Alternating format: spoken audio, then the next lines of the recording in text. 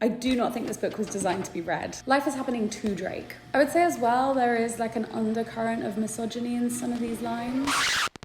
Look what arrived. I'm a little under the weather, so please excuse my voice. Let me put you down. There are two things you should know about me. One, I'm a fan of Drake. The second thing is I love poetry. I'm a poetry nerd. I've purposefully not watched any reviews of this book and I have not opened it either. So I'm excited to see what we're working with. I've just realised it's upside down. I have low expectations. Not because I don't think he's a lyrical genius, because of course. It just feels like a coffee table book. It looks like one and it feels like one. I don't know if you get the same vibe. Also, it kind of feels like promo because of this QR code on the front. If you don't know, if you scan this QR code, it will take you to a page that says that a new album is coming soon. And the man is a businessman. I'm going in with a few preconceptions, but overall open-minded. First, we're gonna go get a coffee. And then I'm gonna sit down and give it a read. I don't know how long it's gonna take, but I'm gonna assume not that long. Shall I time it? Anyway, okay, let's go get coffee.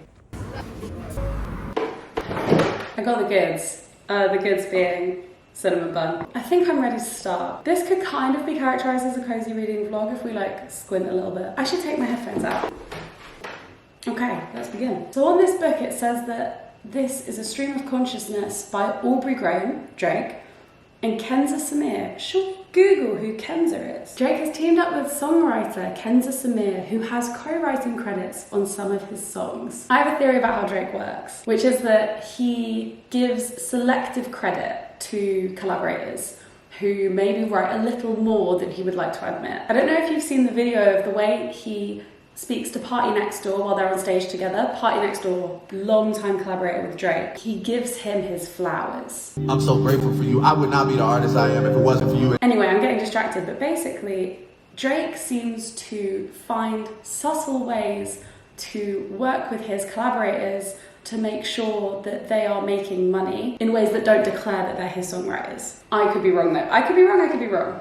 That's all speculation. Maybe saying that she's an author on this book will give her royalties, and that is one other way of paying her back for being one of his major songwriters. I'm gonna get through this book quite quickly. It's about a sentence a page, I hadn't realised. Let's stick that timer on.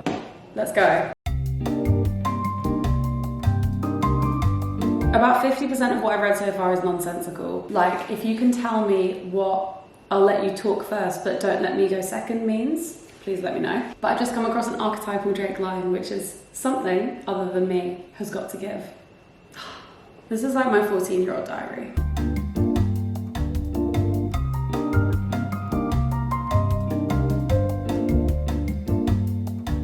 Oh my God, this line. Say you found the right relationship, but that man got you going 50-50. You're either really bad at math or really silly. You're not thugging, you're kidding. One-sided beef is not beef, it's chicken.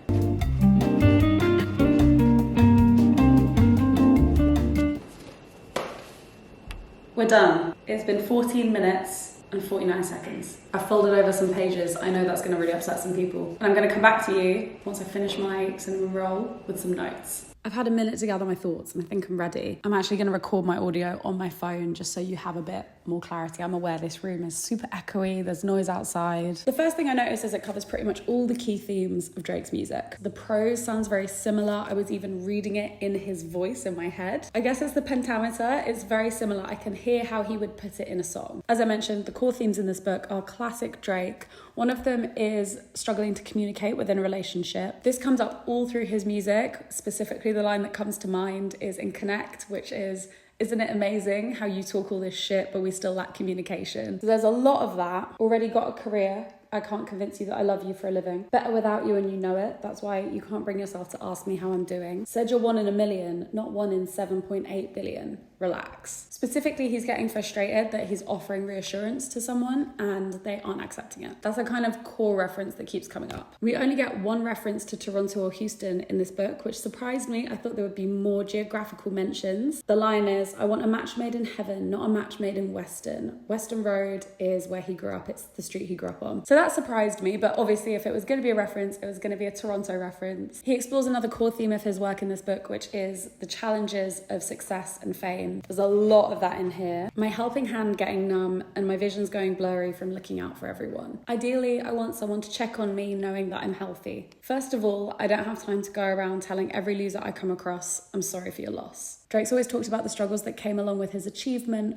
Not knowing who to trust is a big trend. Losing friends and making enemies is another one. Another key theme is digital communication. There are many moments, I was going to say poems, there are many lines in this book referencing digital communication. Imagine me trying to front on this free app. Fuck, I look like. I'm posted up feeling liked in real life. I'm a terrible texter, but a great writer.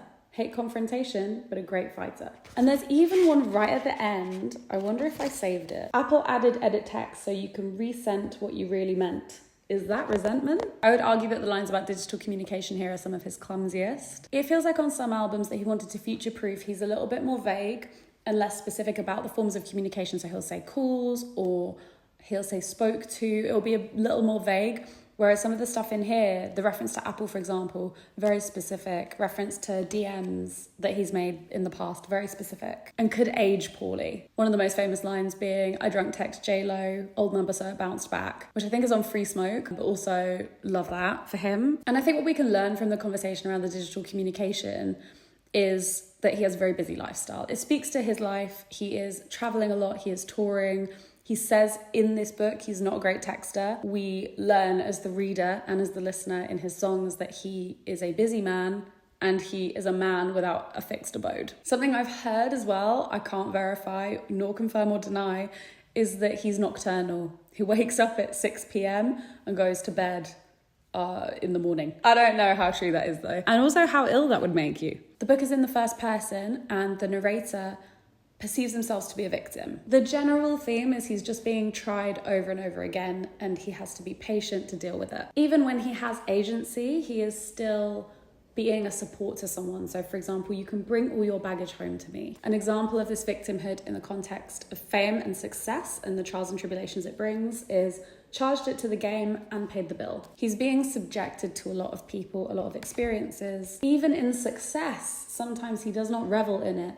Watching you spiral down from the best seats in the house isn't as fun as I'd often dreamt about. That's one of the more nuanced lines in the book. I feel like you hear a bit of remorse, a little bit of regret. The stuff you be saying on those apps says a lot. If I didn't know how to keep my comments to myself, I'd be commenting shut the fuck up. That one also crosses over into the digital communication theme. And I would say this victimhood again plays into distrust of people, minor insecurity about like why they're interacting with him, and it comes with a desire for self-protection. So for example, known to block anyone and anything that isn't a blessing. Life is happening to Drake. I would say as well there is like an undercurrent of misogyny in some of these lines, which again unfortunately is nothing new for Drake's music. You love to get pretty for people who don't know the truth about you. I use the term misogyny not to accuse, just to talk about the systemic general issue. I'm sure a lot of these are meant to be lighthearted, but they're just a little bit reductive. There are two types of women in this world. Women who like giving head and women who I don't like. My talents include a pen. Your talents include a bed.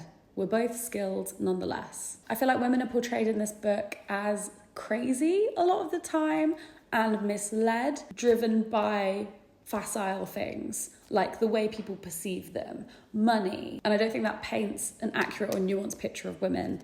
I'm not saying that's all he thinks about women, but this particular book leans into a few little tropes. Some thoughts on the book in general. It feels like these were one-liners that didn't make the cut in various songs. I can hear the cadence and the flow that they might be and the way that they would slot into Drake songs, which makes me ask questions about Drake's writing process with Kenza. Does she write some one-liners? She sends them over to him. He finds ways to integrate them. Are these things that were already written by Drake and Kenza and didn't make the cut? Some of these are purely just not clever enough to be in a Drake song, in my opinion. I think they get vetoed really fast. He loves a little bit of cringe, but not embarrassing levels. He'll include cringe as a talking point. He's got some level of self-awareness around when he's being embarrassing and often utilizes it for press coverage and discussion on social media to incite discussion, not for him to discuss. So it makes me wonder, like, are these one-liners that got sent over, maybe via text or DM, that just didn't make the cut?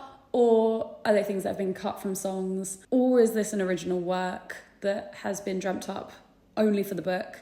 I do not believe it to be the latter. So I don't know. Because also some of these feel like they're from different eras of Drake as well. Like some of these I read and I'm like, oh, you're More Life Drake, or oh, you're Views Drake. So yeah, I just love an insight into the conception and making of this book. I do not think this book was designed to be read. It is more of the same Drake that we know and some love, but it is not as good. It doesn't work as well without the music. The sonic landscape he creates definitely brings the beauty of his writing out. And verses add context. These one-liners don't seem connected even from page to page, so we lack some of the storytelling that is necessary for Drake's writing to work. And those are my thoughts. I think that's basically everything I've got to say on the matter. I have folded the pages over of this. I have covered it in cinnamon sugar already. And lol, what a funny book to own. If this will look nice on your coffee table or on your bookshelf, absolutely buy it. It's a very pretty book. It feels very nicely made. Open it if you want. I wouldn't necessarily say as a poetry fan that this is your guy.